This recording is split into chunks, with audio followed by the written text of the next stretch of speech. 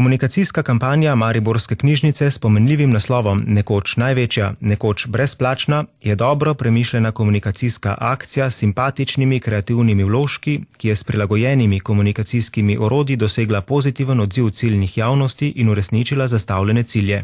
Mariborska knjižnica se je kljub bogati tradiciji in predani ekipi strokovnjakov znašla v slepi ulici, saj ni imela dovolj sredstev, ki bi zagotavljala nujen nakup knjig in oskrbo prostorov, zastaral pa je tudi projekt gradnje nove knjižnice.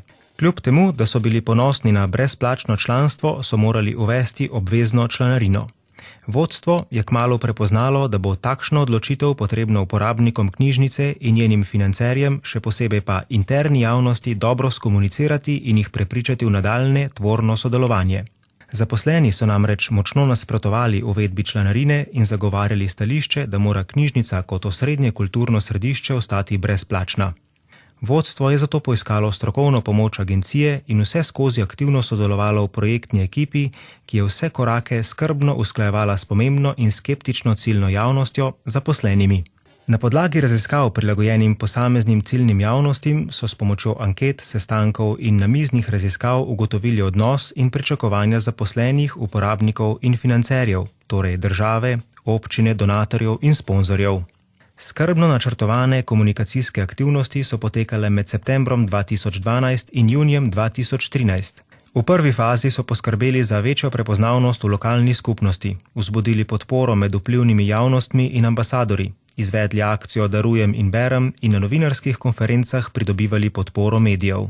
V drugi fazi so za komuniciranje poslanstva knjižnice uvedli nov slogan S knjižnico rastemo, pripravili brošuro z vrednotami knjižnice in oblikovali interni javnosti in uporabnikom namenjen pravilnik o poslovanju.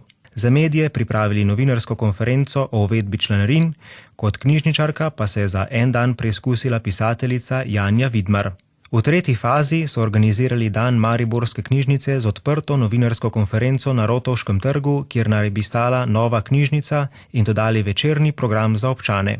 Župan, kulturniki in ambasadori knjižnice pa so na trgu simbolično posadili rožice s poročilom, da je dovolj sajenja rožic. Očitno so se rožice dobro prijele, saj so dosegle in celo prerasle zadane cilje. Uporabniki so namreč sprejeli članarino pozitivno kot poslovno odločitev, ki omogoča razvoj knjižnice in prinese uporabnikom mnogo pozitivnega. Knjižnica je dobila podporo tudi vseh ostalih ključnih javnosti, zaposlenih, župana, financerjev, donatorjev in medijev. Znesek načrtovanih članarin je bil zato celo presežen in prižgali so zeleno luč za gradnjo nove knjižnice. Žirija je bila ob tem komunikacijskem primeru enotna, da je to med vsemi na letošnjo prizmo nagrajenimi primeri ta najboljši.